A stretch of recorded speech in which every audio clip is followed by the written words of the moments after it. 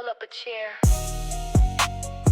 find your vibe, and leave the noise at the door.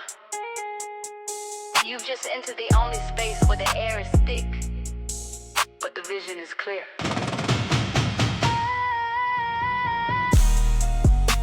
From the latest in the culture and the hustle of the streets, to those deep room thoughts that only come out after hours, we're diving into it all.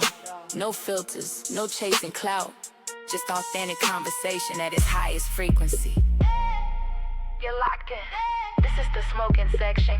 We're Smokey the Bandit. Let's light it up.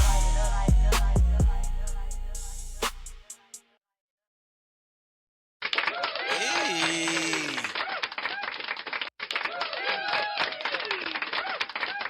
Welcome back. What's good, everybody? Welcome back to the Smoking Section Podcast. I'm your host, Smokey the Bandit. Haters can't stand it. And today, we've got a very special guest in the building.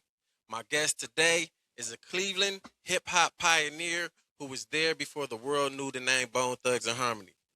Long before the Platinum Records, Grammy Awards, and worldwide success, he was running alongside some of Cleveland's finest as a member of the legendary Band-Aid Boys, alongside his childhood friends, Lazy, Crazy, and Flesh and Bone.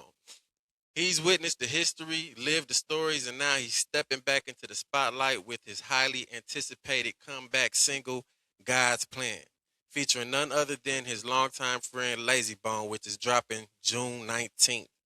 Today we're talking about the early days in Cleveland, the Band-Aid Boys era, life before Bone Thugs-n-Harmony, and his journey through music, and what inspired this return after all these years. So sit back, roll up, stimulate your mind. But before we get into the interview, make sure you hit that like button, subscribe if you haven't already, share, make sure you engage, comment with your boy, and let's have a good time.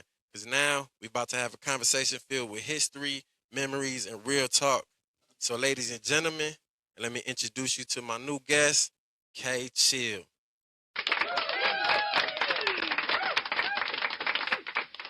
What's good? What's good, yo? We got K Chill in the motherfucking building. How you feeling? Feeling good, man. Feeling great right now. Getting ready for this release. And yeah, I'm feeling good.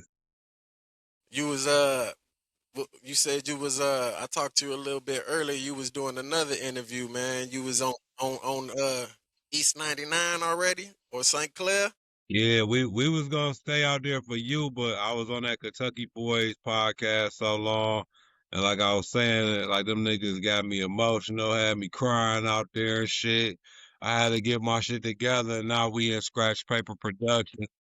Plus, Okay. it was getting late. It's like 66 degrees in Cleveland. It wasn't really the best night, so we moved from off 99th, and now we in the lab. Was it bright out there? It's dark now, right? It wasn't even No, hell it's bright. dark now. It was bright. Like we got out there at 8 o'clock, and I was shocked it was still bright, and it stayed bright for a minute. Then it got dark, and it was cool and everything. It just got a little chilly. You know what I'm saying? All right, well, shit, let's kick this shit off, man. For the fans who may not know your story, who is K Chill and what role did you play in Cleveland's early hip hop scene? All right. So, for those who don't know, in the '90s, I had a couple albums out. I sold like 300,000 CDs. I opened for Pac. I You opened for whoa, Pac. whoa, you open for Pac? Yeah, I opened for Pac in Cleveland. Like he was only here like twice. I opened for him the first time. Um, like I was saying on the earlier podcast, he swung on me and shit. And What? yeah, hell yeah. Pac I mean, and Pac, you was finna he got, fight Pac I swung on you. wasn't, I wasn't about to fight Pac. Pac was a little nigga, and What Pac is I this? What era is this Pac? this fresh off of Digital Underground Pac. This this fresh off of I Get Around and all that shit. Niggas Pac. First Yeah, first first solo album Pac, whatever that first solo album. yeah, strictly for my But nigga. yeah, but Okay. I did a lot. I What sold a put that bunch of records.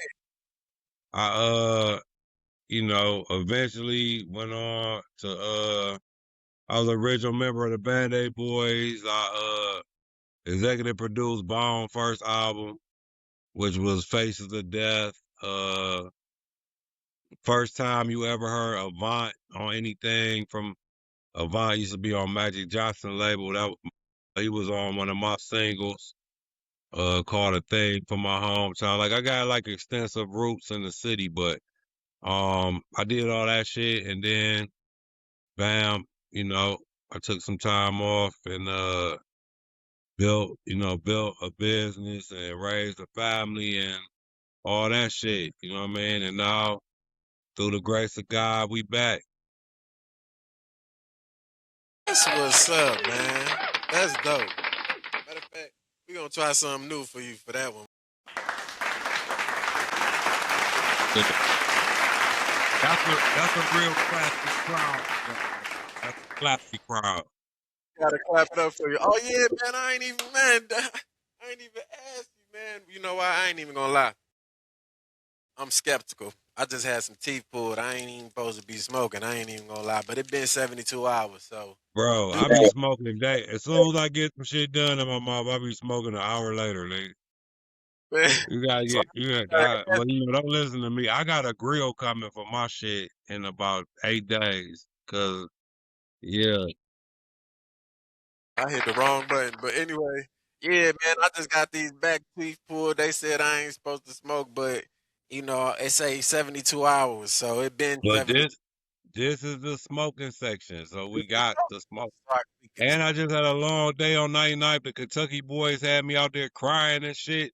get Like better for falling they, for it. Because they this is the asked me, they asked me some question and I don't know what it was, but I got emotional out that motherfucker. So now you about to get the chill tonight. This the good smoking section chill right here. I got a burner. I'm sitting up here with my nigga E. Wilson up in Scratch Paper Productions, and Scratch Paper Productions, the studio you in. That's where at. that's in East Cleveland, Ohio, man. And E. Wilson, Eric Wilson.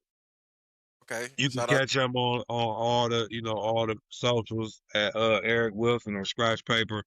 But he been doing it a long time. Like it's weird that we never linked because he was in the middle of all the Mo Thug shit and all that era, and he always worked at like the top studios and shit. And I would be honestly, I told him before, like nigga, you was in the A room, I'll be in the B or the C room.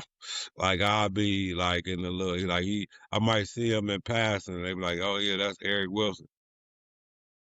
But should be God's should be God's plan for real, cause it all it all came full circle. It's my nigga now. Like you know what I'm saying? We make hits. So where did the name K Chill come from? Name K Chill came from all this shit in the book too. Book and the album dropping August 1st. The What's the name book? K Chill came from my nigga John Laird. He's a pastor, he's a preacher now. But his name was High C, his rap name. And at the time he was in a group with my god brother Normie D, and I was the DJ. I had two turntables and a mixing board in sixth grade, and my DJ name was Supreme Swipe, and it used to be this show called Big Chuck and Lil John in Cleveland with Big Chuck, like a Polish dude, two white dudes, a Polish dude, Big Chuck, and a little dude, Lil John. You know what I'm saying? He's a like what they call it, like a dwarf. I don't know what's the politically correct, but he's short. You know what I'm saying?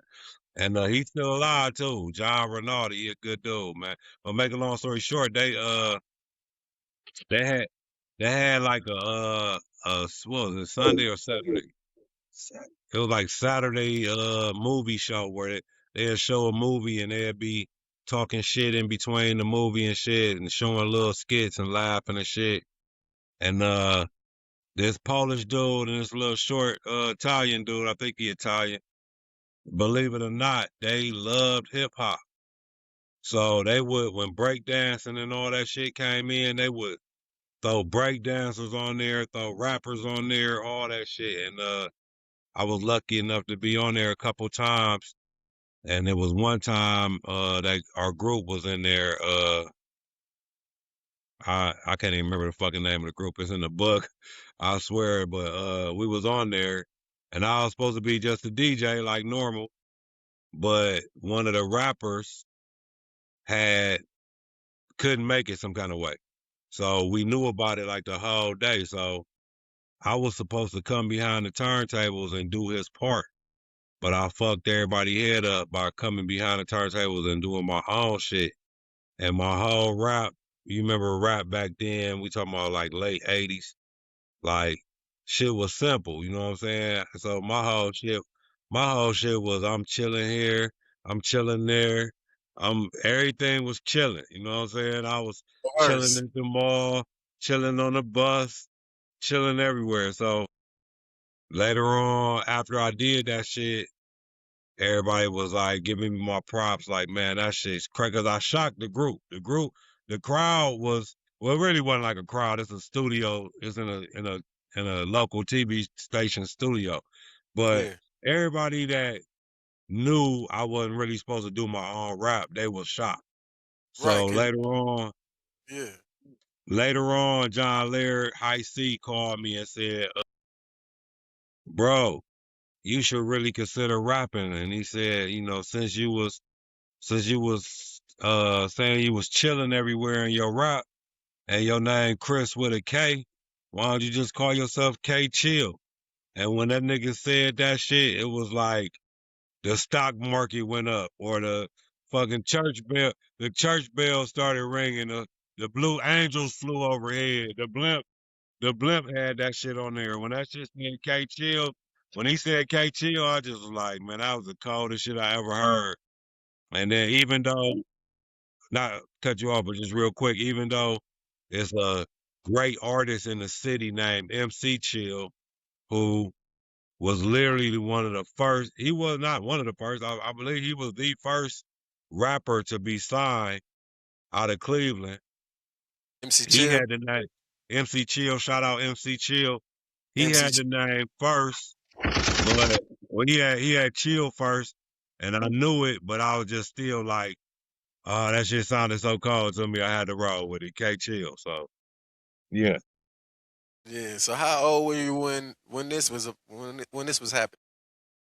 I was like 14. Man. I was like 14 on the scene with a lot of Cleveland legendary artists like Suave, uh, like Johnny O and the Psycho Unit, um, like a lot of legendary artists, and Out of I was Cleveland. like, huh? Straight out of Cleveland. Straight out of Cleveland, Bango, Catch 22. So So like I was the like youngest. I was like 14. They was all, like in their young 20s and shit. And they was the same. You know what I'm saying? So around that time, shout out Casper C. He passed away a couple years ago and or like last year, was it last year? Yeah, like last year. Like he was part of the Psycho unit. Uh a lot of them took me under their wing and kinda it was still like the battle era. So it was like funny, I guess, and cool to them to see like a 14-year-old kid battle like grown niggas and kill them, you Yeah. know? And so it was kind of like that, you know what I mean? So I grew up in that era, and then by the time you get to the little legendary stories about the time when me and Busy was destroying all them niggas at the Impact or whatever rap shit when Jay-Z and them was there. And suppose I remember seeing Jay Face to be a buck, but I don't like all them to be honest with you with that whole story, all them niggas was when it was like I always tell people it's like a karate movie. Like it was I remember Teddy Riley was there. I remember it was like about 40, about maybe 30, 40 rappers in a cipher. And Jay-Z, I could see his face. It was a few other niggas. And me and Busy went in that shit, and it was like a karate movie. Like, niggas, we rapped and nobody else rapped. This, this is that infamous story when Busy beat Jay Z in a battle rap. Yeah, but Busy What's don't going? never. But Mr. McCain, you never really be saying how you did say like it was a nigga that we was fucking with or whatever. But yeah, it was me, but we really like I'm gonna tell the story. One thing I know is niggas hate when you blow your own horn, but niggas don't want to blow the horn for you. So sometimes you gotta say for what it really was. But yeah, when I tell that story, I always say me and Busy got in the middle of that shit, and it was like a karate movie, and we was just taking everybody head off, and niggas ain't want to say shit no more because we was on that new wave shit, that fast shit, that the shit we was on, and we had bars and everything else with it, and them niggas was looking like it was the alien attack in that bitch. Like niggas was not ready for that shit. Damn. But yeah, we beat Jay. We beat Jay in the battle. Like I'll stand behind that shit forever because it really took Busy to tell the story before I remembered that Jay was there. You know what I'm saying? I had to really just look in my mind's eyes, But, like, yeah, I did see that nigga face. Because to be a buck, when always told the story, it was just a bunch of niggas we just destroyed. but tell the story. What happened? What happened? Run me through it, cause I'm not familiar. All I ever hear is one piece of busy beat Jay Z in the battle. That's all I don't know. I don't know what Okay, happened. so the whole story was this. Kermit took us to Atlantic City to whatever convention, Impact. It wasn't Jack the Rapper because that's always in Florida, right? So, or I don't know what it was. It was one of the conventions. It was in Atlantic City. And everybody didn't go for whatever reason. I can't remember why. I just remember it was me and Busy. We get there in a hotel. I chop it up with Teddy Riley. I chop it up with a bunch of people. So we get out to the hotel lobby and it got to be 25, 35, 40 people in there in a circle rapping. And it's like, who are people? Because like, I can't even remember who else was really there to be a fuck with you, but it was like niggas that got on and as you know what I'm saying? It was some nice talent in that room. And Right. Especially if everybody he was there, it had to be. no, for sure. And then people that hollered at me, that heard us rapping earlier was like, y'all gotta get in that cipher. Like it was like more a cipher than like a battle. But Right, right. the only reason it kind of get battleish in my memory is because I swear if you grew up on karate movies and you see it be Yes. they getting attacked from like 50 niggas and there's And one nigga just Bruce Lee in that bitch whooping everybody ass. Me and Busy got in the middle of the cipher and so we y'all was back we to was back. whooping everybody ass. Y'all So was back like man, niggas ain't even want to rap no more. Chris Like for Tucker real. and Jackie Chan. Y'all back to back in that bitch. Man, we was back to back fucking shit up. And That's then what's up. That's by what's the up. time we left, I remember niggas saying Cleveland in this bitch. Like I remember hearing niggas saying like Cleveland, and then I also remember we got a gang of business cards, and then Kermit came and took all them bitches. True story. Hey, I ain't never heard that story, so thank you, man. Shit, that No, was but dope. like That's I say, epic. I had been telling that story for a long time amongst just people, like I'm encountering talking to and they asking or whatever. But Hey, I never thought about that it was Jay-Z until I heard Busy tell the story. And then I'm like, oh yeah, that was Jay. Like I could see it all in my mind, like, yeah, I did see Jay face. Like that was Jay. I never even really thought about it. So yeah, yeah. that's crazy. That's crazy. That's dope. That's dope. Yeah, but see, for people that don't know, this is my first real conversation with you. Like we've been chopping it up. Shout out to Beyond the Harmony, man. Beyond the Harmony was like, man, you gotta holler at K Chill. He got a project coming out right now, and you know he family. I knew who he was, but I ain't, I ain't never, we ain't never had a chance So to I actually. appreciate it, man.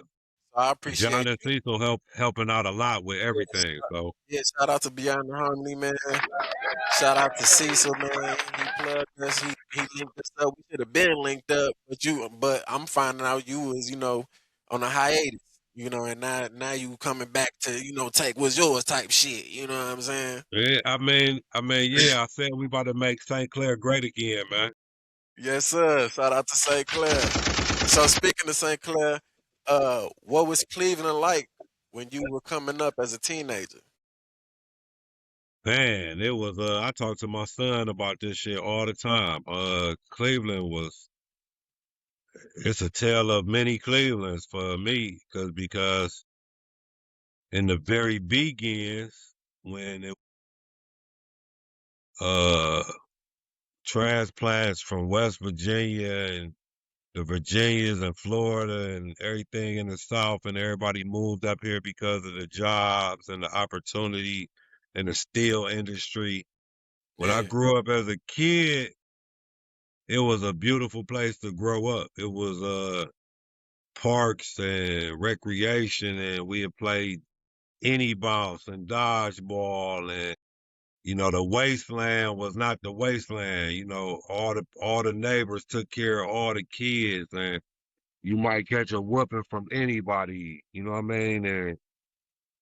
And it was a beautiful little neighborhood to grow up in, and everybody knew each other and all that shit. And by the time you got to the crack era, then it became the wasteland. You know what I'm saying? And it was, and for you know what those I that mean? what part of Cleveland are you from, and what is the wasteland? For those that ain't So from no Cleveland. I'm personally from 94th and St. Clair, and the Nigga, this wasteland, Claire, St. Clair. St. Clair, correct.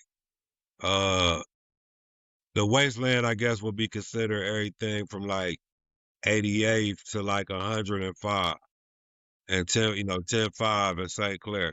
So I mean, like, don't get it twisted. Like, St. Clair is dangerous from top to bottom. You know what I'm saying? Like, St. Clair has shit popping, especially in that area, from top to bottom. And St. Clair ride together. You know what I mean? So it ain't really matter what blocks you was from in St. Clair in them days. It was like if you was St. Clair, you was riding. You know what I'm saying? So Yeah. I'm gonna Shout say, out.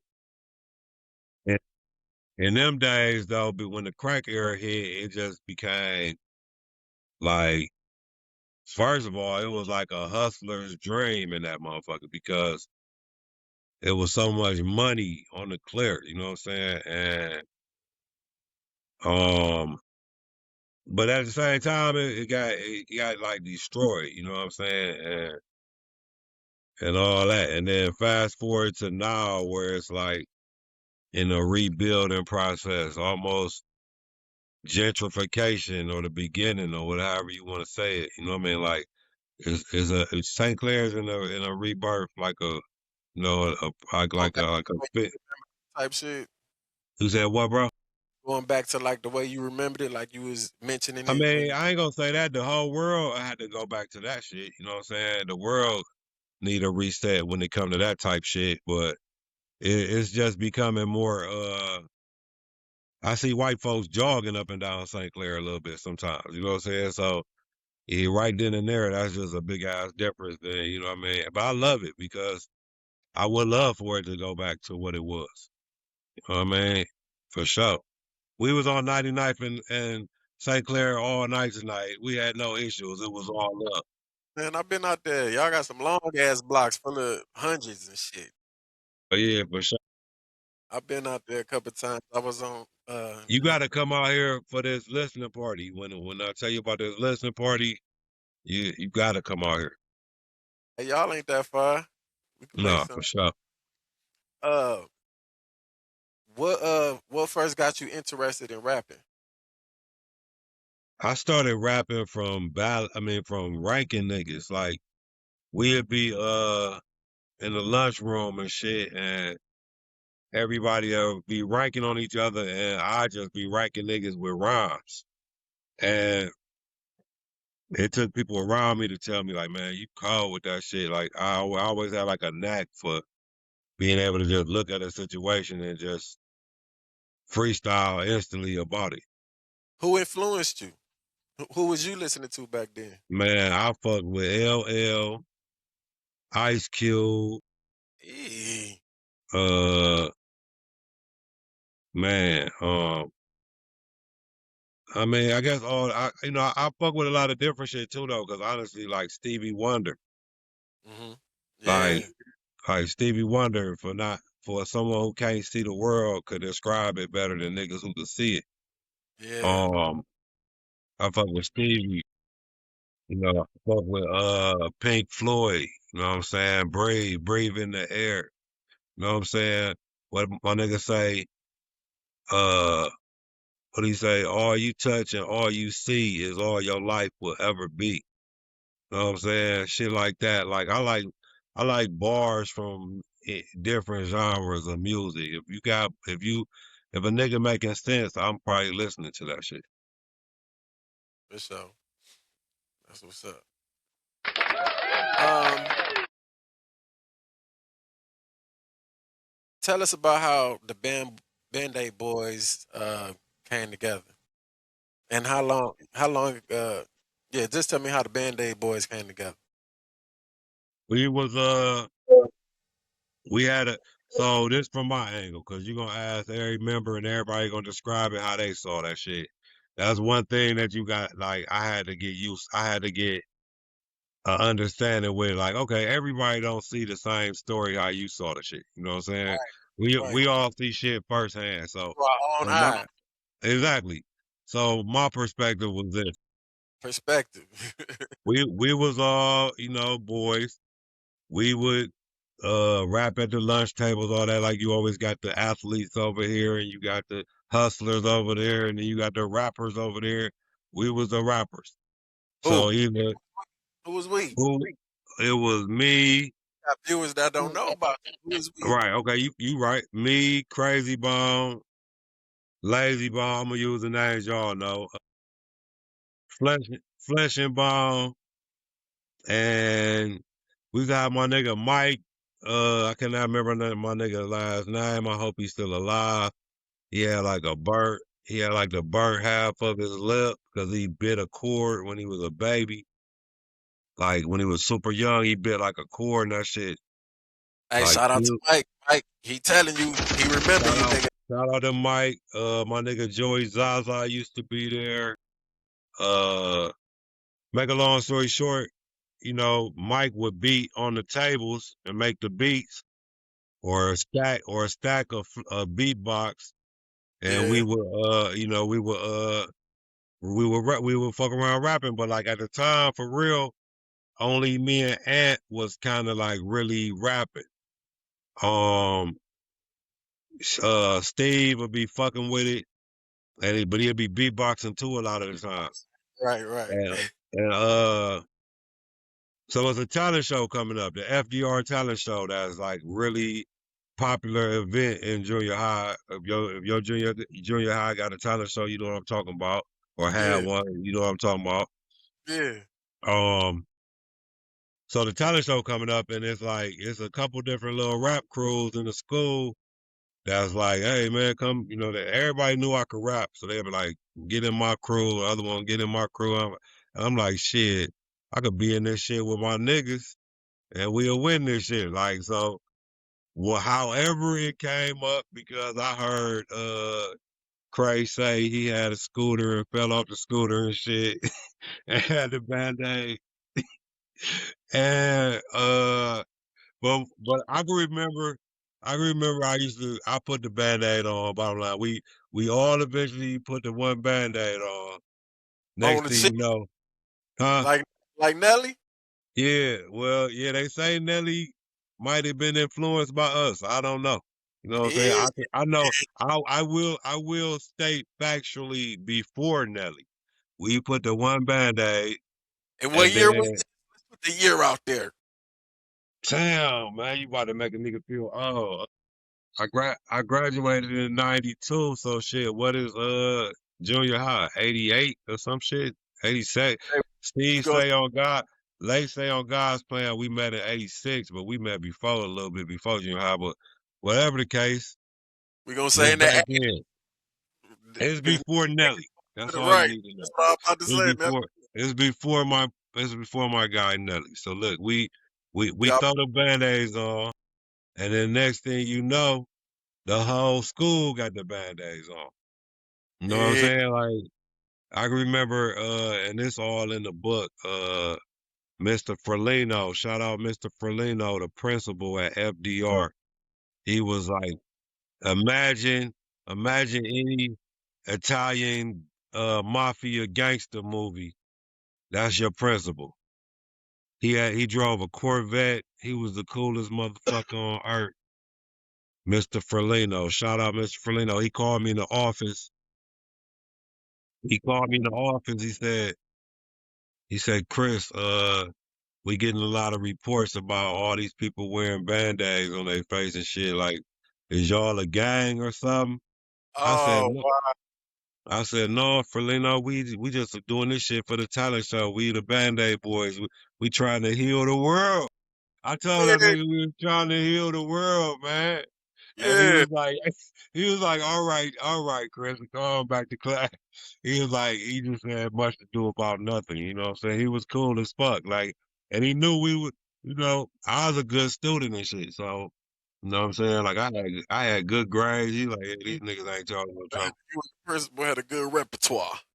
He's like, all right, you healing the world for sure. I fuck with it. Yeah, yeah, he fucked with it. He fucked with me. He knew we really wasn't no problem causers or none of that shit yet. You know what I'm saying? So he let that shit ride.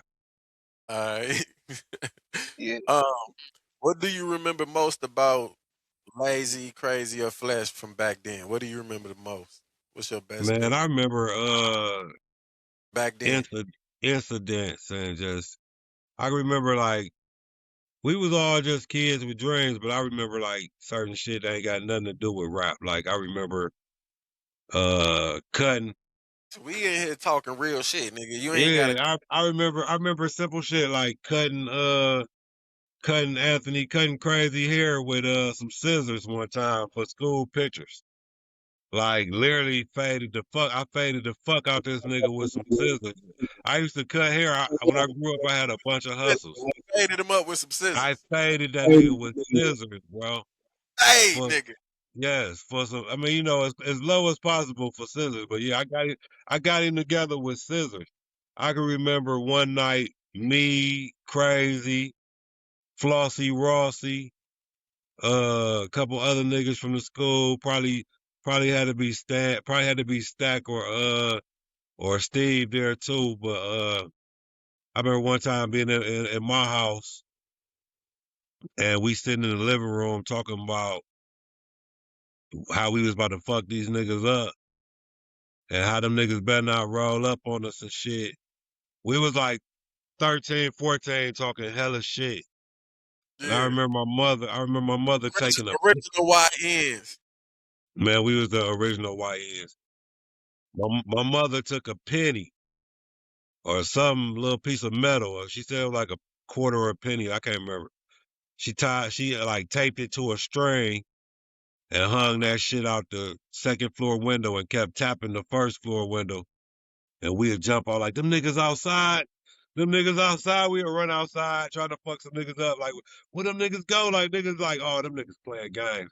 The window kept tapping and shit. My mother upstairs cracking up and shit. Shit like that. I remember like the little fun shit kids did and everything, whatever. And yeah, shit like that for real. That's dope. House Uh, parties, the house parties, the family used to throw over there by DuPont. Like, yeah. you ever imagine, bone blowing up like that, taking off like Yeah. they did? I made gold records and platinum records for us when we was just fucking with Kermit and shit. Like I knew all that shit was gonna happen. You know what I'm saying? Like we was different when I speak about this shit in the book when some of the best like rappers in Cleveland, like I said, we came from the battle era. So not only could you have to make a good song, you had to like wait, be that nigga. So I remember like getting to the point where we was battling like the who's who of Cleveland or and then shit'd be like so after it was done, it was like no joy in the shit for real, cause we had just destroyed niggas so instantly. Like you gotta remember these niggas was fresh off of huh. You know what I'm saying?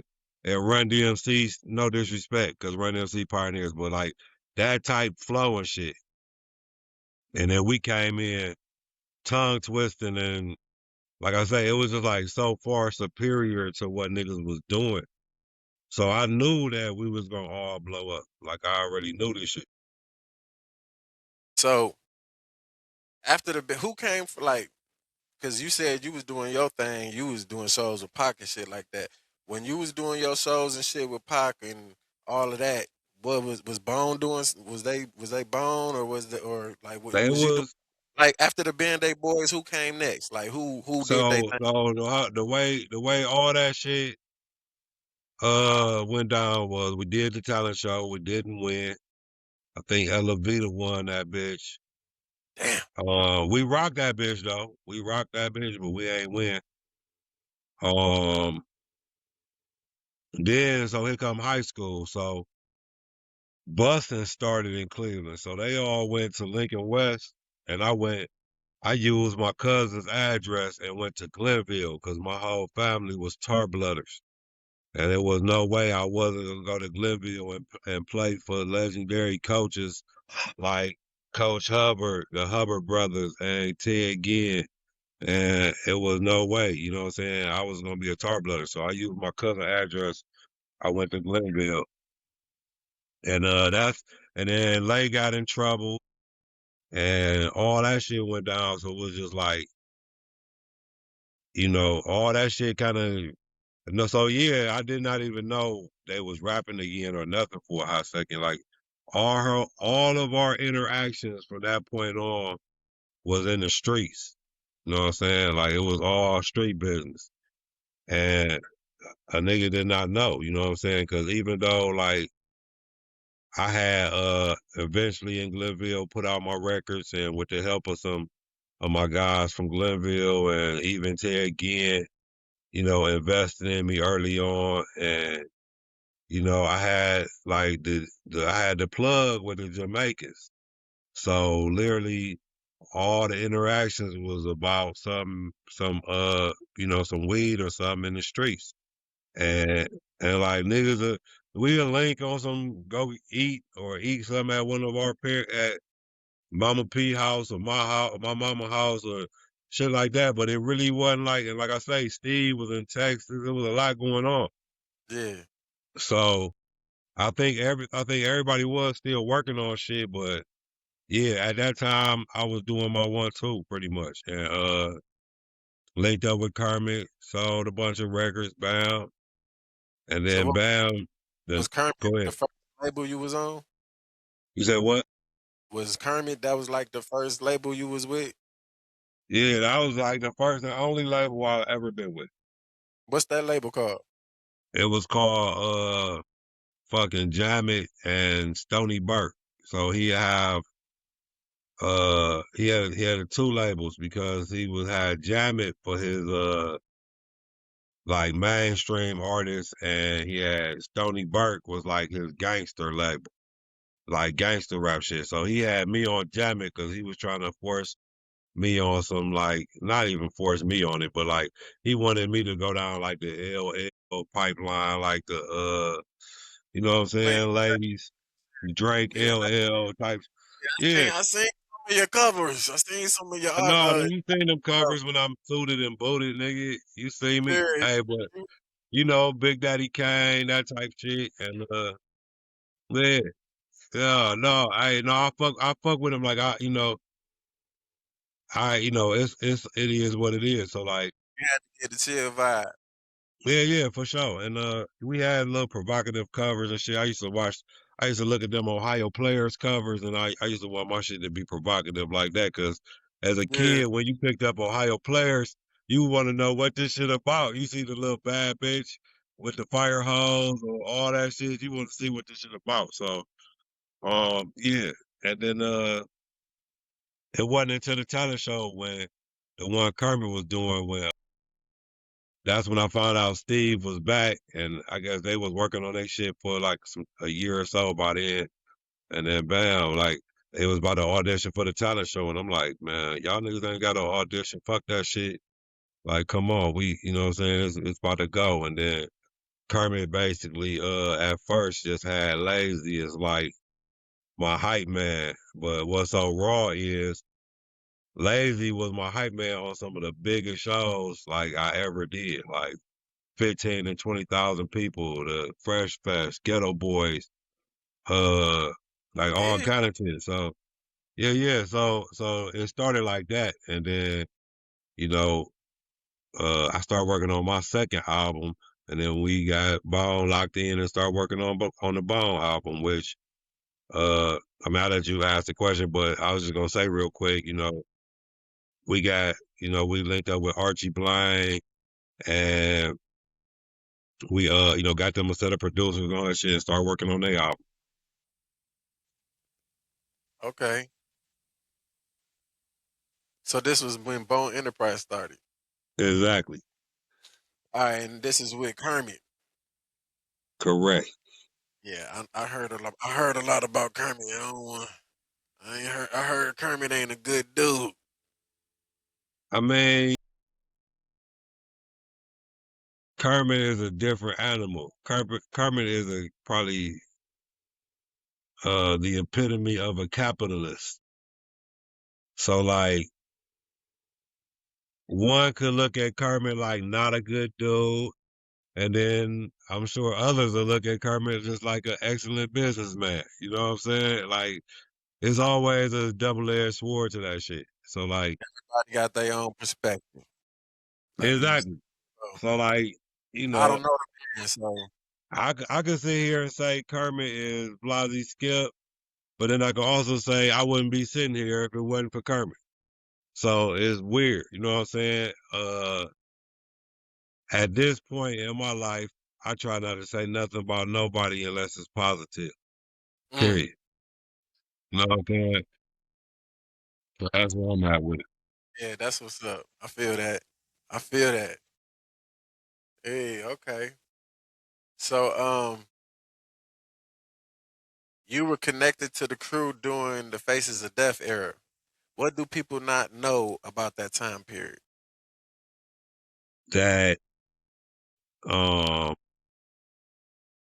it was really serious, you know what I mean? Like it was every day, is it gonna happen or not type shit. Like it was arrest and court Damn. and just you be trying to you when you chasing your goals, the devil gonna always put up a gang of hurdles. So Yeah. like it was a constant supply of hurdles. Like they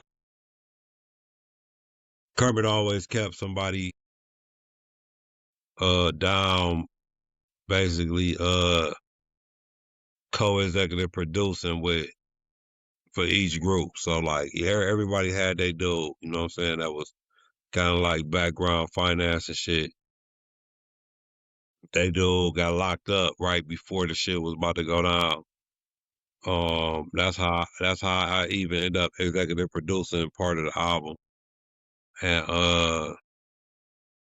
it was just like a lot of shit going on. Niggas trying to eat every day. It was like you trying to keep including myself, Kermit and Diego Black and niggas try to keep us,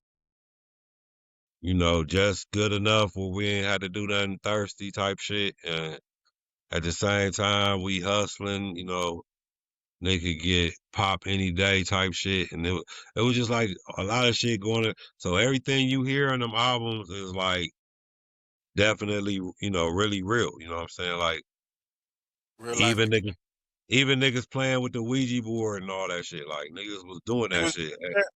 No, I didn't never. They was niggas would be at my cousin. Niggas would be at my cousin. She passed away. Now her name was Tiny. Her name was Vatanya. We called her Tiny. Them I can remember them niggas playing with that fucking Ouija board over there and shit. And like I'll be like, I'm good on that shit. Like I ain't never want to play with none of that shit. But like it was like shit was really like all the shit that came like that shit is real. Like niggas ain't uh Let me ask you without something. You go you ahead. you knew about that part, right?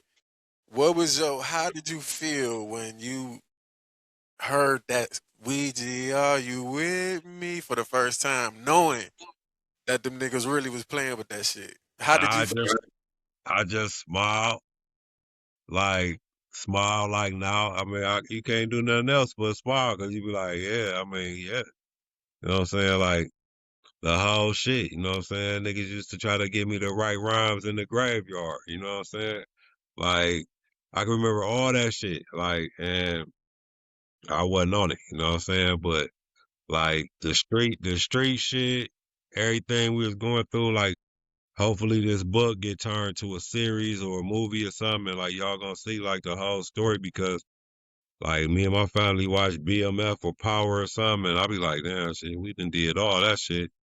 Like, no disrespect, but like our story is it's a hard ass story, especially up to now. You know what I'm saying? Because it's like it's a many faceted story. It's gonna show the people a lot of shit. How you might have a situation, you might you can still come back together and do great things, and how what I'm saying, perseverance and believing in God gonna make everything bubble for you. Okay, all right, for so. What was the biggest challenge for Cleveland artists in the early '90s? And did Bones' success open doors for other Cleveland artists? No, I said this earlier on the Kentucky boys, man. Like the biggest challenge for my city is that since the first nigga dropped, since MC Chill and Bango and the Pink Gangster, my nigga Suave, and I got a nigga named Suave. man, my nigga Suave is still with destroy niggas right now. I don't know, Like, man. Suave, that nigga, hey, his name Suave the lyricist. I don't know, man. That nigga, hey, man, I, you gonna have I to got go a Suave. nigga. These niggas still got bars, but from the inception of this shit, like all the way up to I was saying this shit earlier, from them niggas, Johnny O and them, and Brothers for then it was like me, Brothers for the Struggle, and the beginning of Bone Time to fast forward to MGK and Chip the Ripper and Ray Jr. and Ray Cash and um the whole thing is Cleveland be having one offs. You know what I'm saying? Even Bone. Like, so to answer your question, no, Bone ain't make what I thought should have happened happen. You know what I'm saying? Like, it's always a one off. You know what I'm saying? I mean, I speak for myself. I'm a one off. You know what I'm saying? I had a 2-3 year run. Like everybody get a 2-3 year run, and it's like boom. You know what I'm saying? Cleveland has yet to have that moment where it's really that Houston, Atlanta, New York, that moment where it's a collective.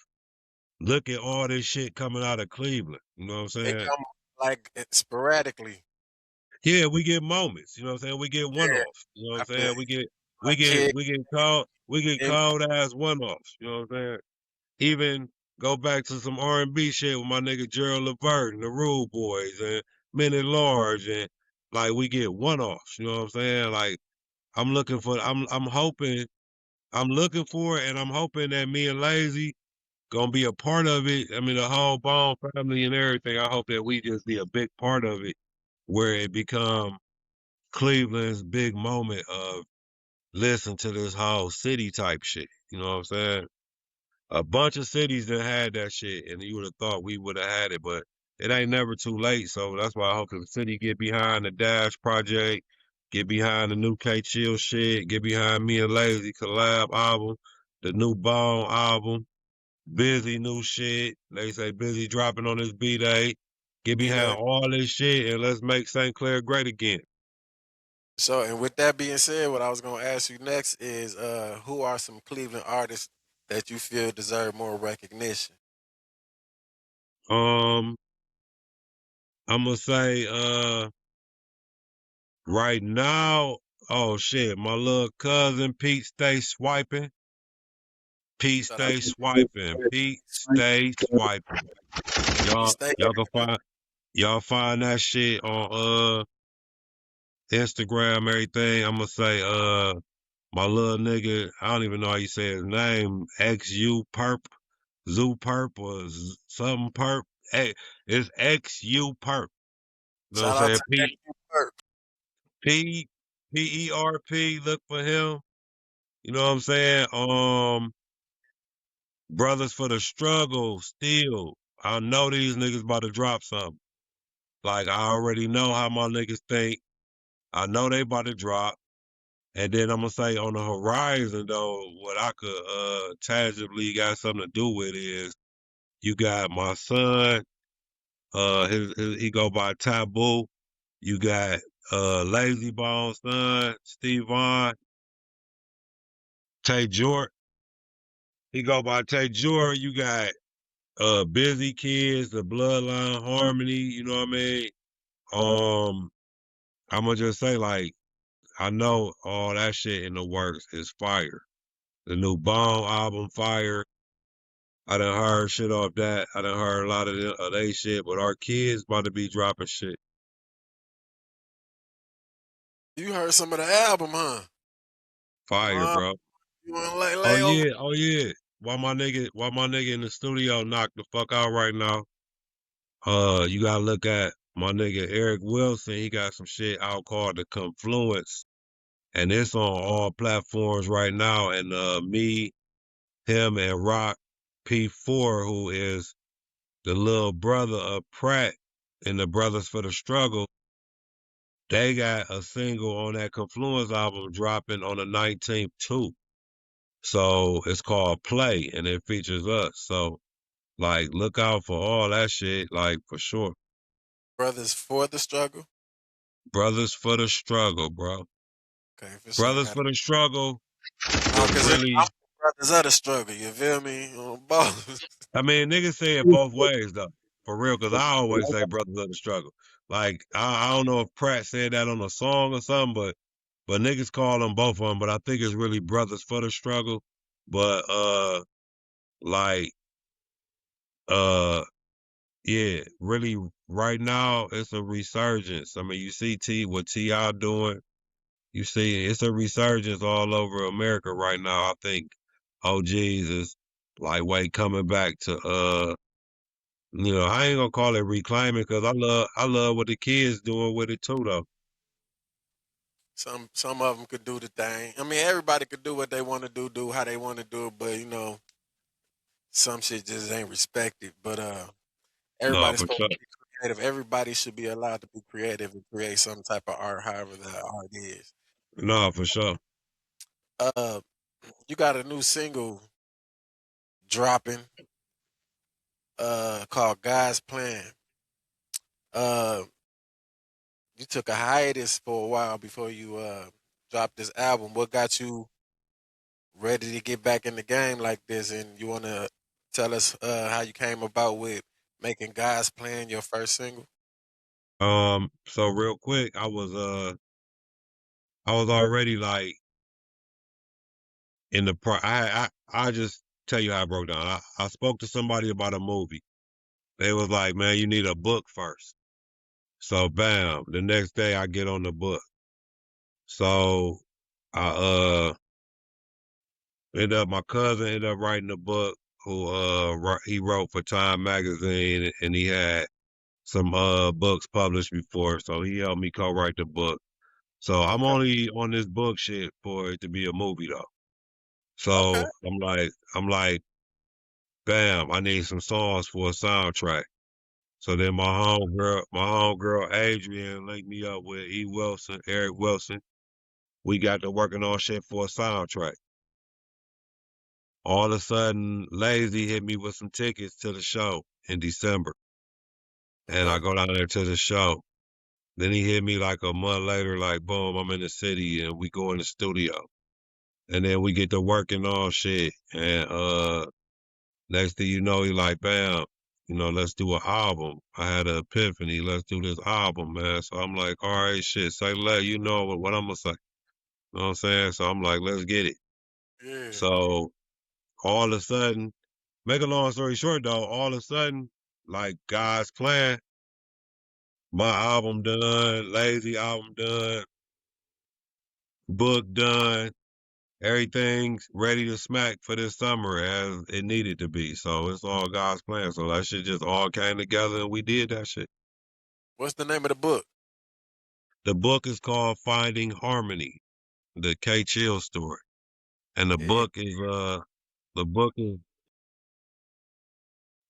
will be dropping on August 1st too. It'll be a package that you could get on whatever websites and probably on definitely on the Dash website too. It'll be a Okay. package with like the book, the album, and probably like a Doing Too Much hoodie or t-shirt, which that's my son's brand, and that's the name of the second single. It's called Doing Too Much. So like we'll have like something with like an autograph or something in there for you, and that'll be all in a bundle. And like I say, the 19th is a First single. single off your album. God's Plan is the first single, and that song came about because it's just like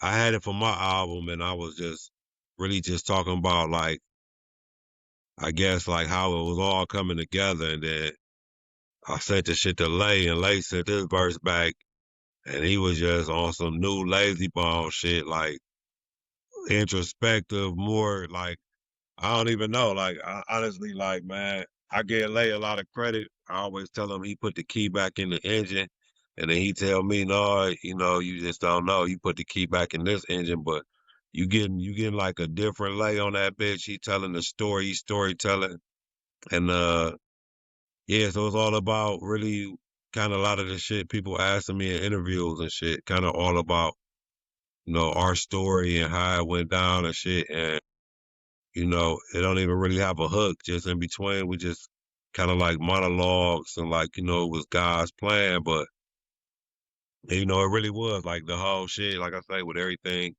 being ready for this summer and everything going from like, when I started writing the book and me and Eric started doing the album and different shit, I didn't do that shit knowing that shit was about to come out. You know what I'm saying? Or none of that shit. I didn't do at the same time I didn't do it for it not to come out, but you don't know that you about to end up, you know what I'm saying, doing an album with Lazy or this or that, or they about to, block off this part of the street and all that. Everything is falling in line because this is what God Man, planned. what?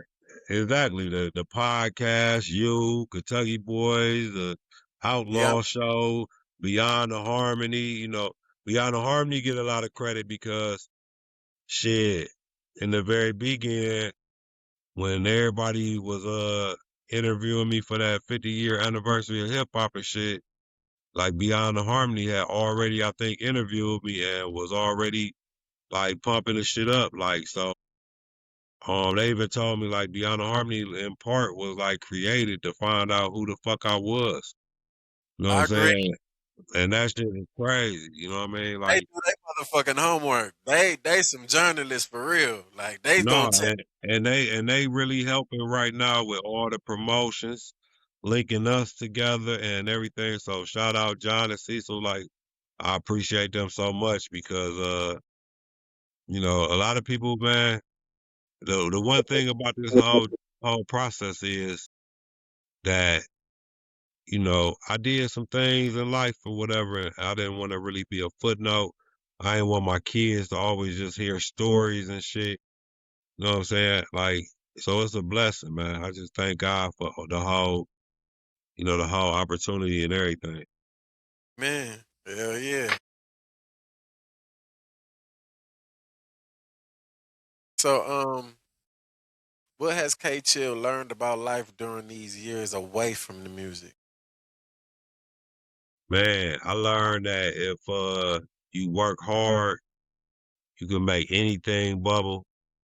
If you think positive, you can make anything bubble. If you look at hurdles and obstacles and haters and whatever else you might perceive to have, if you just like wish the best upon them and just keep it moving, like laugh at every hurdle, jump that bitch quick. You know what I'm saying? Just try to just get yourself in just a bubble of like shit, a bubble of goodness and fucking good energy and kindness and like Positive vibes only. positive, right? You gotta just that shit gonna happen for you no matter what you're trying to do. So I learned that shit. I learned like time is the most important commodity that any of us got. You know what I'm Say, saying? say that. Availability availability is your best ability. Uh Eee. you know what I'm Say saying? that again. Say that again. I said availability is your best ability.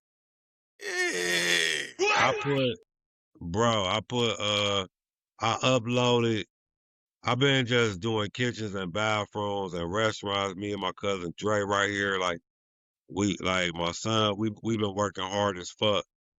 I uploaded that song late last Friday night. And I just up it wasn't available, but I just uploaded it and set it up for availability for the 19th.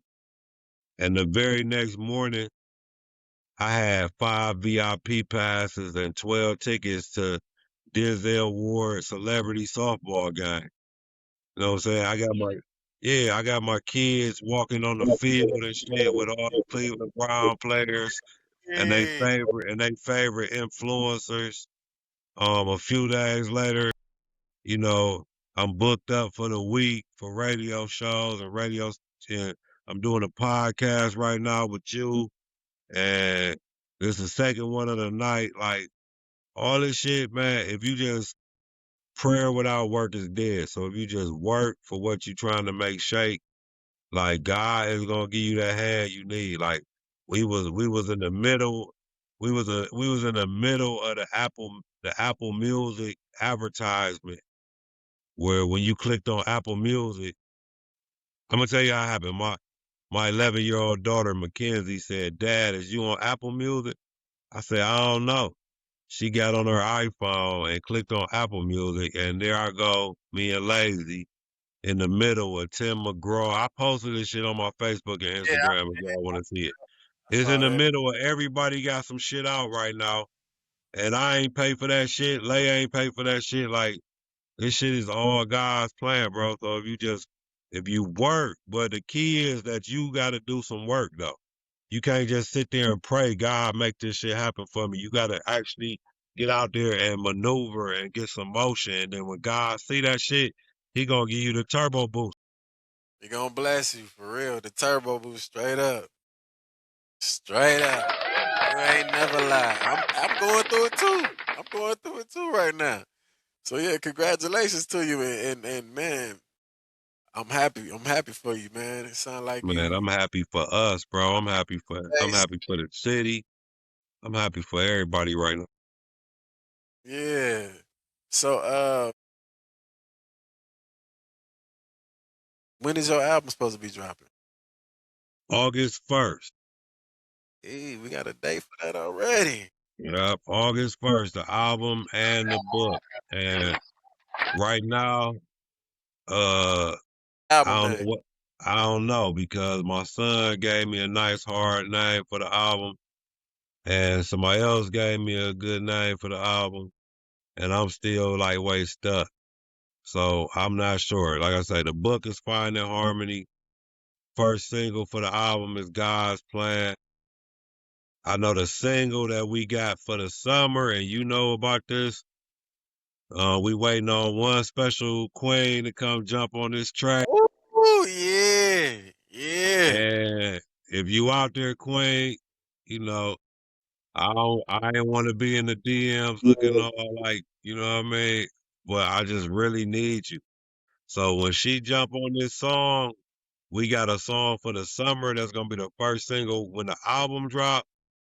Like I say, doing too much will be out next month on the 19th. That bitch hard. But the single that we got for the summer, I know it, about it, but I ain't gonna disclose the yeah, we got to get the queen on there first. yeah, yeah. We got to get the most beautiful woman in the game in there right now. Once Something we s- get her in there, it's a wrap, bro. they finna have something serious on there. Man, Yeah. say it, yeah. Alright. That's what's up. Hey, if you see, hey, niggas in the studio sleep right now. It's all kind of shit. We been at this shit all day, but I'm with you though, bro. My bad.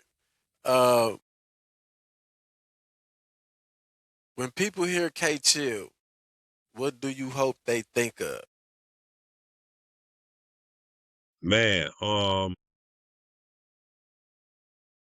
double edged question. I always tell people like the old K chill shit. If I'd have known that shit was gonna be in Europe and Germany and Japan and all over the fucking world, I would have been on some lightweight different shit. I ain't even gonna cap like that. I was making shit for like a 16-year-old, like a nigga just shit we rap about our cars, girls, just boom. But I ain't gonna lie, like I No. really You if I but now no, you I think mean it's all good. I'm just saying, like, if I'd have known that shit, when you making that shit, you don't know that shit. So yeah. fast forward to now, though, I just hope that people hear a father, a husband, you know what I'm saying, a businessman, a OG, a teacher in some ways. You know what I'm saying? I want motherfuckers to know, like, what I hope they get from this shit is, man, that nigga is the realest. You know what I'm saying? Because the songs that we making, I'm not on that bitch capping. I'm telling you about the past, the present, the thoughts, you know what I'm saying? I'm telling you like it's some real it's definitely I ain't gonna say it's the realest shit I ever made because all the shit I made was real for the time that I made it in. But I'm just gonna say I love this album, man. I really just hope people take away that. I hope people take the thought of perseverance and longevity and never backing down. That's what I hope they take away from that shit. Like you, if you got a dream and you feel like, look, man, if you could do that shit, LeBron out here dunking on niggas. You know what I'm saying? For 20 years. You know what I'm saying? So I just Got his hope that people with his son now. He playing with his son. Might say he play with playing with his son. I'm in the studio with my son right now. So I just hope that niggas just take that. Don't never let nobody tell you what you can or can't do. And always believe in God, always believe in your own abilities, and like really just see that shit through because it's as easy as conceiving it, believing it, achieving it, and speaking it. You know what I'm saying? Amen. I feel like we spoke all this shit into existence. Yeah. Like Power for of real. the tongue.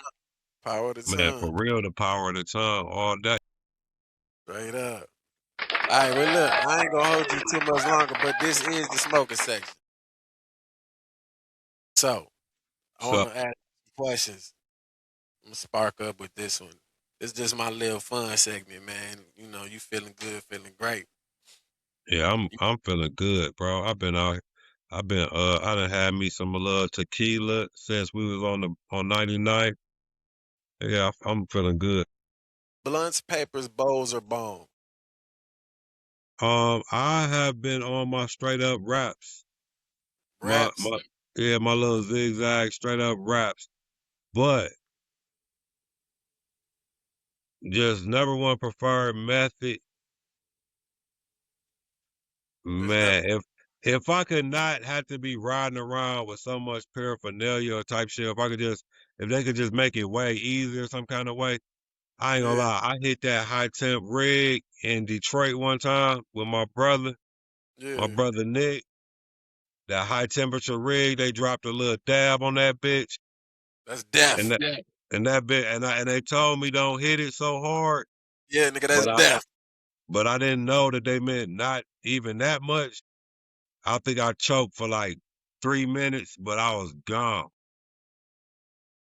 So some kind of way, bring that high temperature rig to just like a little pin or something, and I would say that. They got that. They got that.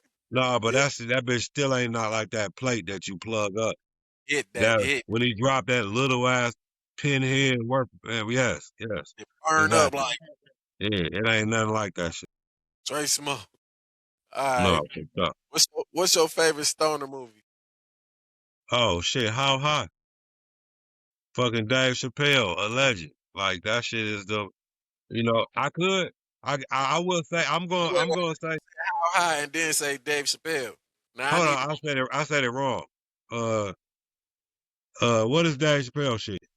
damn, you finna go along with all my What is other the guys. movie, Chris? What is Half Dave Chappelle? half Half baked. baked, man. I'm tripping on my nigga. Everybody been saying This is my that's favorite. This is my favorite niggas start comedian. I can't believe I said how high. I meant half baked for short. Half baked. When them niggas is talking about calling the horse butternuts and butter stuff and like yeah, I mean every part and then for real as a kid though, yeah. Half Baked is my favorite stoner movie, but just honorable mention is Cheech and Chong. You kind of start with the legends. All right, all right.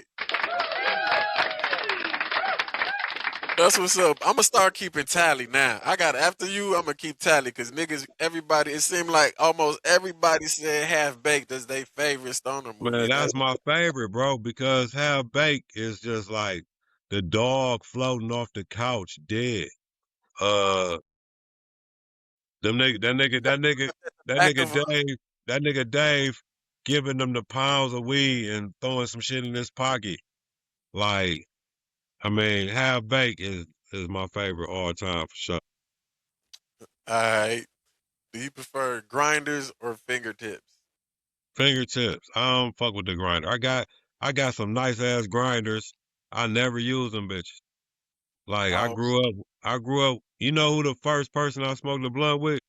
know. Fucking Guru from Gangstar. R.I.P. Yeah, Damn. R.I.P. Guru. Keith. The legendary guru is who you first smoked the blunt with? Nigga, that nigga showed me how to roll blunts.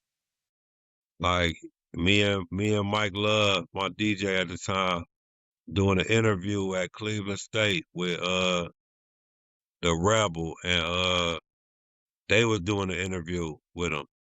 We was Yeah. in the little green room and they was like, y'all wanna smoke some weed? We like, yeah. We went down to their little Astro van they drove from New York. When we seen that nigga break down a dime bag and put it in one shell, we thought we was gonna die. Like that's real. Shout out Gangstar. Shout out Gangstar, man. Uh, dispensaries or the streets?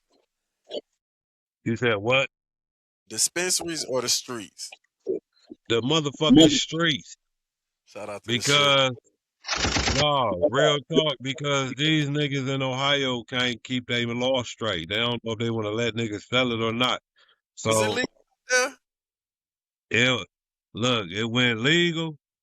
Then they came with some new laws about a month ago. Now they all the little smoke shops that invested all that money, they fucked their money up, and now it's just like they little big dispensaries that don't understand math and know what an eighth is, and not only that, you regulating me to this, these ones when I could call my little nigga Money, shout out Money.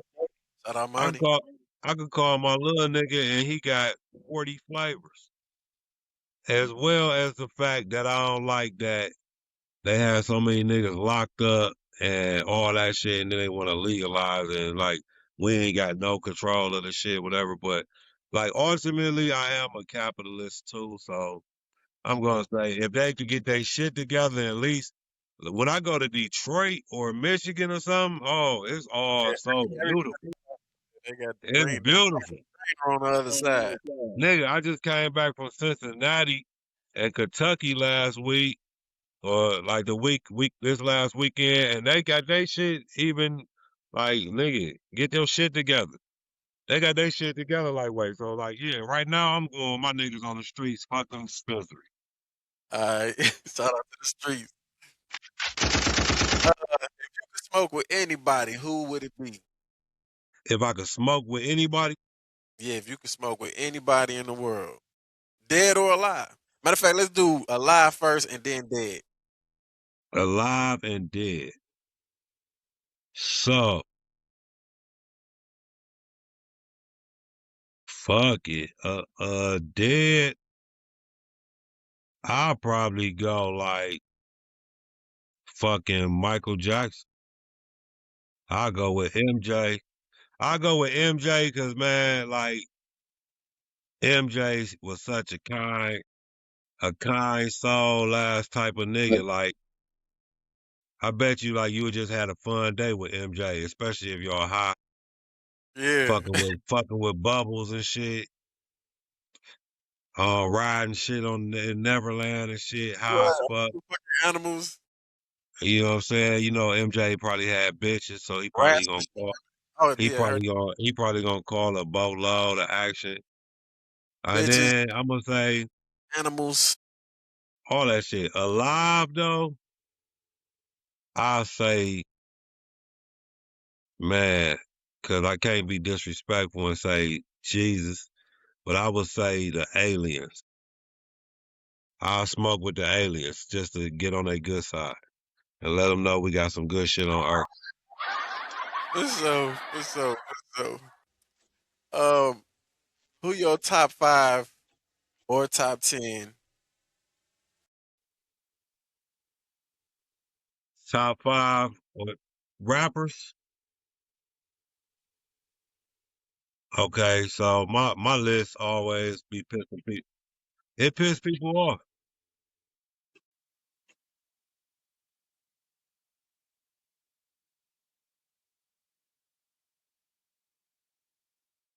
The Mount Rushmore of Cleveland rappers.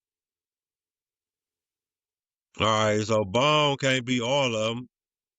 So we gonna go. Oh, okay. Then shit.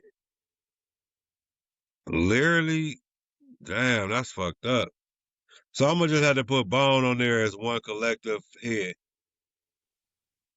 right? And then I'm gonna put MC Chill on there because he started that shit, and you know, like it is what it is. He started. He gave a nigga hope that we could do this shit. So I gotta put Chill up there.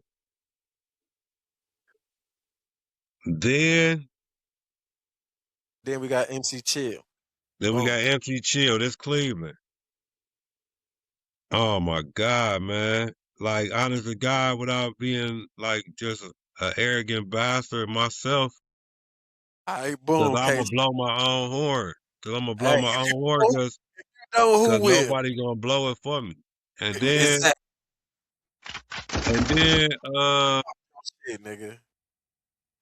That's 3. so it's only four motherfuckers up there, right? Yep. All right. So then finally, because he used to be front row at every Black Money concert, and I like that he stay active, and I like that he got perseverance, and I know he got hustle about himself. I gotta go MGK. Hey. I gotta go MGK because I literally just close my eyes and see MGK at Black Money concerts front row. He always showed love. He always was at every event. Like I can see how he made it because he had a work ethic on him. You know what I'm saying? And he got bars. You know what I'm saying? Motherfucker can say what they want. MGK got bars. And then he give back to the city a lot. So yeah, there go my Rushmore right there. And then honestly, damn, cause I gotta you know what? I take myself off that bitch and put Brothers for the Struggle on that bitch. Damn, that was hey. Selfless act. Y'all heard that right there? As a matter of fact, let me hold on. But just know for the record though, I was on that bitch. All I right. was myself. I took myself off the mountain, and I put my brothers from the struggle on Yeah, that bitch. because brother for the struggle, in many ways, Pratt from Brothers for the Struggle, he taught me how to be a star. You know what I'm saying? Like when we did shit, I would either open for them or they would open for me. It was our time. Like my like 3-4 year run was they same 3-4 year run, and we just always looked up and only saw each other. So I can't never take nothing away from what they did. So I'll be selfless and take myself off that bitch and put them on it.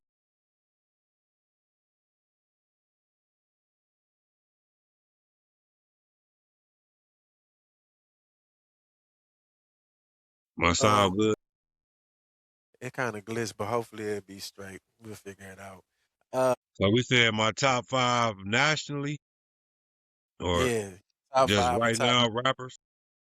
it don't matter what era they from. Your five All right, and they ain't gotta be straight Cleveland. Your favorite top all five, right, top my 10. favorite. This just K Chill favorites.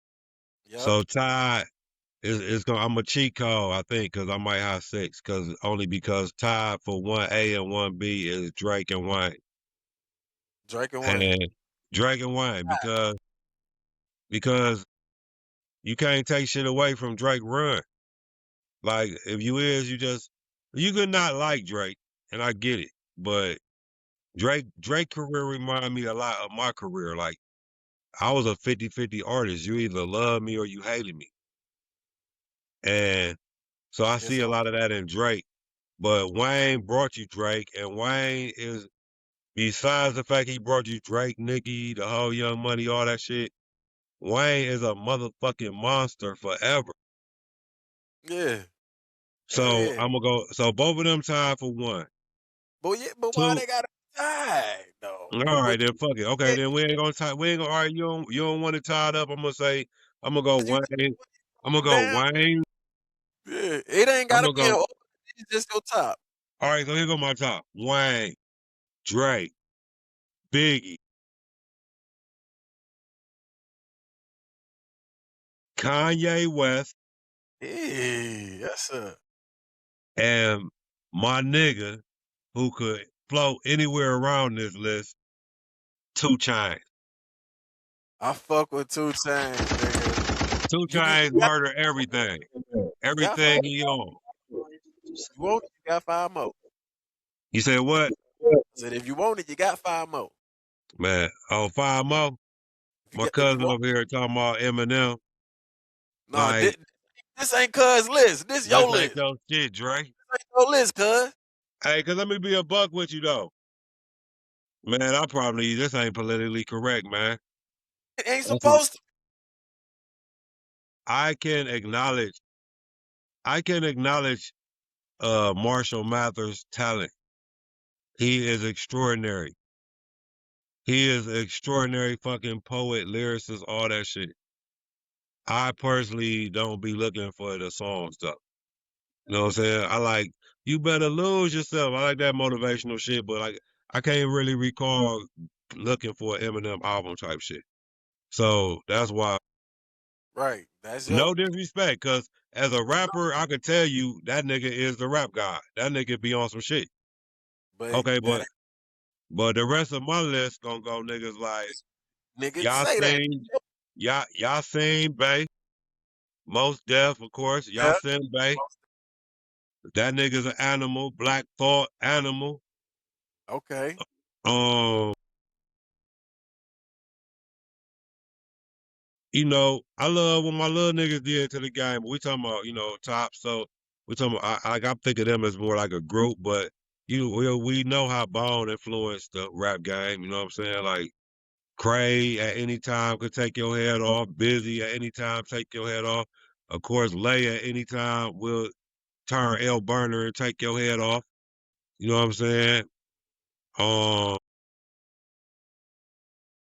but 2 Chainz is like one of my tops, and Biggie was Biggie was like I love Biggie, man. I met Biggie before, so I love What? Biggie. Yeah, yes, sir. I love Biggie.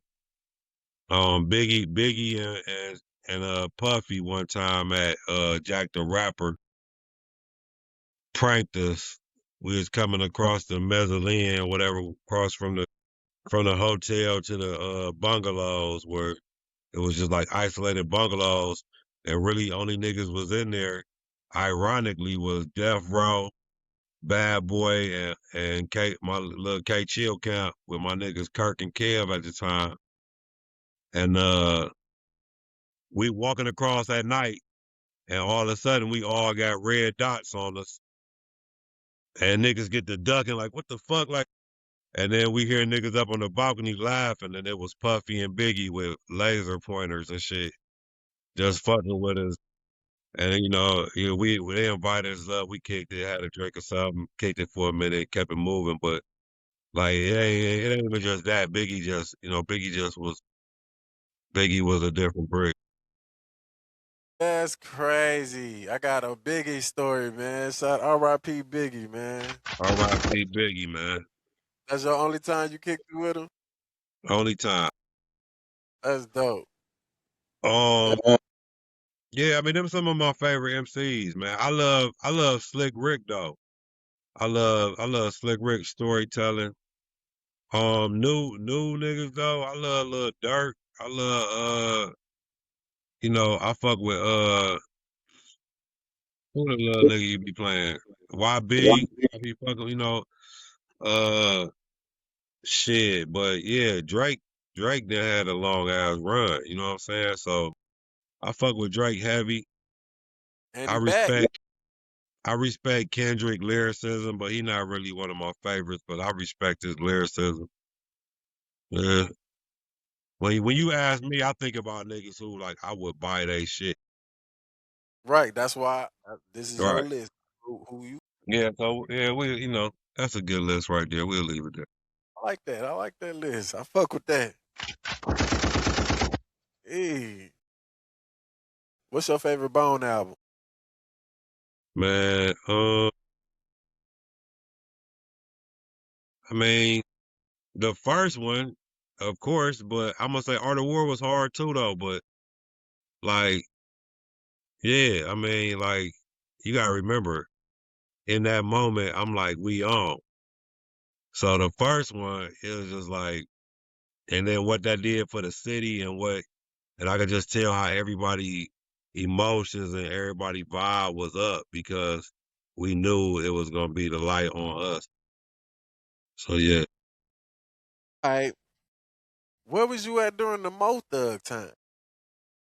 man, I was doing my one too. I was on St. Clair. You know what I'm saying? Oh, you was thugging? Yeah, for sure. I mean, I was more plugging, but yeah, you know what I'm saying. I wasn't never though hand to hand in the street type nigga.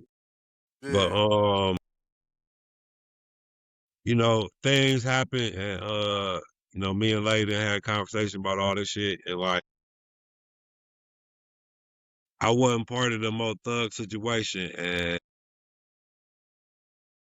like it's all God's plan. Like you could look at it like, man, you want to be there, this, and that, but for whatever reason, things happen in God's time, not ours. So yeah, during that whole situation, I was in the streets for real, and I was just like everybody else, like watching my niggas on TV and just like, you know what I mean? That's where I was. Shit, ain't nothing wrong with it. Um, I want to get back to this real quick. You said this nigga Pac swung on you. Oh yeah. So I told on Kentucky Boys, I told everybody to go to my nigga DJ Thoroughbred Facebook page, and he got the whole story on there. But then since we here, I'll tell the story real quick. Did, was this your first time meeting Pac? First time, like instantaneous heat. I opened for Pac. Pac was late. They gave me the sign to do like another couple songs, but thing was, I really only had like boom booms in the trunk. I really only had like 2 or 3 songs everybody knew. So I get to freestyling over shit, everything, boom. When it was over, I go the way this club was, the Metropolis, it was the DJ booth was up in the air about 15, 20 feet, and you had to go up a fire escape to get to it. And it was like super dark back there. Okay. So I go up the fire escape to see DJ Daryl D and get my bread. I get the money from Daryl, and I'm coming back down the fire escape, and I see these 2 girls, and I know them because they from Glenville. So I hear them talking, and I just start trying to like wait, ear hustle, cause they like, yeah, girl, I'm about to holler at K Chill when I see him, boo, boo, boo, and I'm like, oh shit, you know what I mean? Like, so I'm like, wait, ear hustling. So I'm literally like basketball hoop height over them, and they on the ground. So like, if you look up, you can't see shit cause it's black. So I'm ear hustling their conversation, and then I see the doors just pop open, the side door. And here come Pac with like, I don't know, about 10 niggas. He got the half a Hennessy bottle in his hand. He lit. He say some shit like, oh shit, which one of you hoes coming to the hotel with me? Like, now this ain't like today's or even the late 90s or early 2000s or like, hoes will be hoes type shit. It was like these girls like, nigga, what? Like, we ain't no hoes. Like, nigga, fuck you, nigga. We came to see K Chill anyway. Pac, Pac like, K Chill, nigga. Who the fuck like, whoa, whoa, whoa. So then I'm from St. Clair, so I'm like, nigga, I'm right the fuck here. Keep my name out your mouth type shit, nigga. Like, don't let the light skin fool you. You will get your ass whooped in here, nigga. I'm from St. Clair. Like Thoroughbred was right there, so he got the whole story. Like I paraphrased this some shit like that. And so it was like a little it was like a little, not a yelling fest, but it was a little boom boom boom. But nothing happened right then. So security ushered him in, boom. I come down, I start talking to the 2 girls. We step outside. They had these curtains from the backstage to where the crowd was. So we stepped right out the curtains. No more, like not 10 seconds before we step out them curtains, the curtains fly back open, and I see Pac with the fist coming, and it's like the Matrix, cause it's like Spider-Man when Spider-Man got the senses and he could see the punches, and Yeah. I'm like, he really almost hit the girl, but before anything could make contact, one of his security yanked his little ass in the air, and then the fist just went, and then it just went away. And I'm like, damn, did this nigga just swing on me? Like, and yeah, and then they took him backstage. He went on and performed, and then I guess the big moral is he got What? it. He got into it with somebody else that night. Then the security was like, "Hey, Pac apologized. He invite y'all to the after party. Boo boo boo." So that nigga, whoever that nigga was, he went to the after party. I didn't. They said they whooped his ass, and he still got a lawsuit against Pac right now against Pac estate type shit. Like he never got paid for that shit. Like they beat his ass. But I kicked it in L.A. Kermit sent me out to L.A. to record with like DJ Enough, who did Snoop first demo that they got to Dre, and I was all like around the death row camp and all that shit. So I know how them niggas operate. So I wasn't on that shit. Damn. You got some history, nigga. Yeah, at one time, bro, I used to go around the country and just like that shit with Busy that time. We just destroy niggas. Like literally, but I think all that shit is history, but I just think, I thank God that I had the longevity to have something relevant popping in like 3 different decades. Like not too many artists did that shit. It's like Yeah, me, Busta Rhymes, Bone. You know what I'm saying? It's a limited edition. man, that's what's up. Damn, you blowing my mind, nigga. You been doing some shit, nigga. It ain't over though. This about to be the biggest run. This about to be the biggest year and the biggest run of all this shit. Um, you can sit down with your younger self. What advice would you give him? Advice to who? You, your younger self.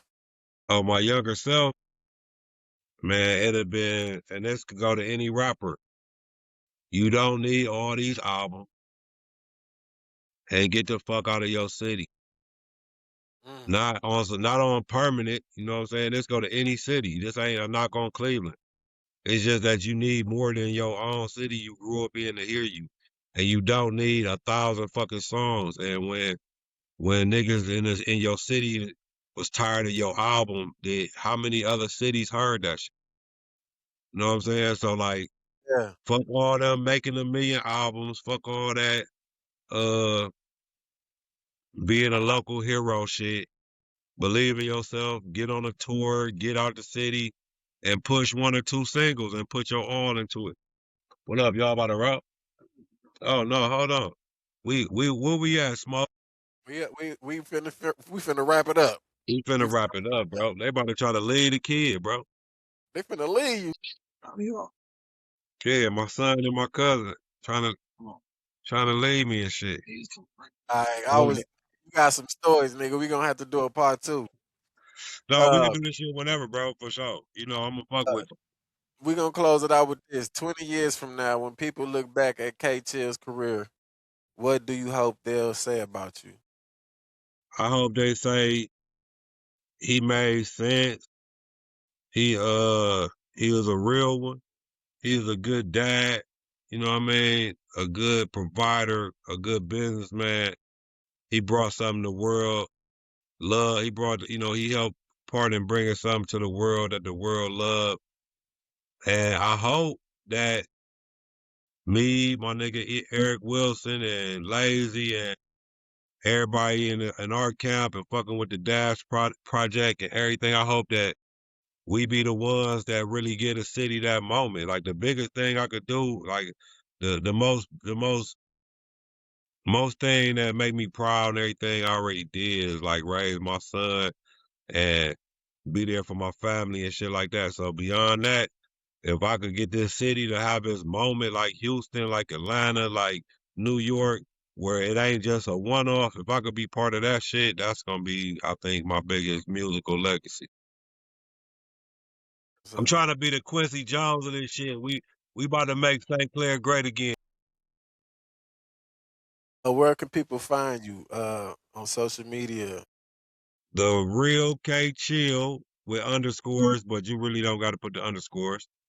Um, that's where all my music shit is. Christopher K Chill Ford on Facebook, and then in the short foreseeable future, K4 renovations. If you looking to get some work done or something, I might be doing a couple more jobs. I might not. I don't know because shit is changing for me on a day-to-day basis right now. Well, I appreciate you. You got any shout outs you want to give?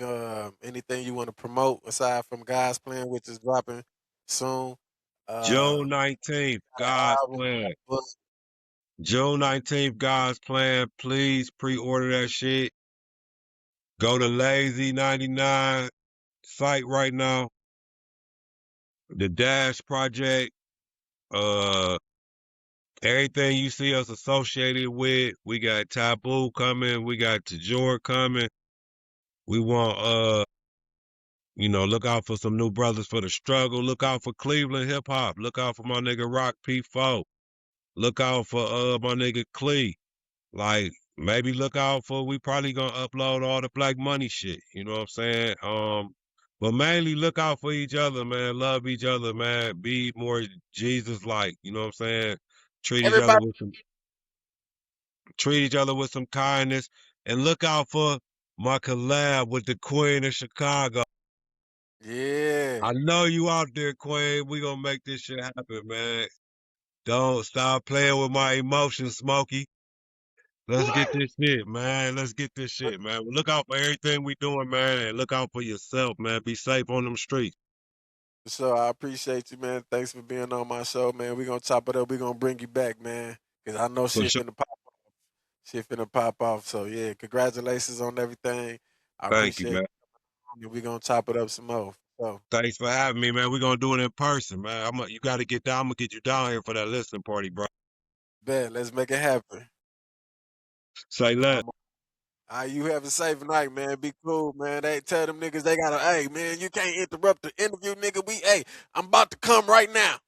It's going down.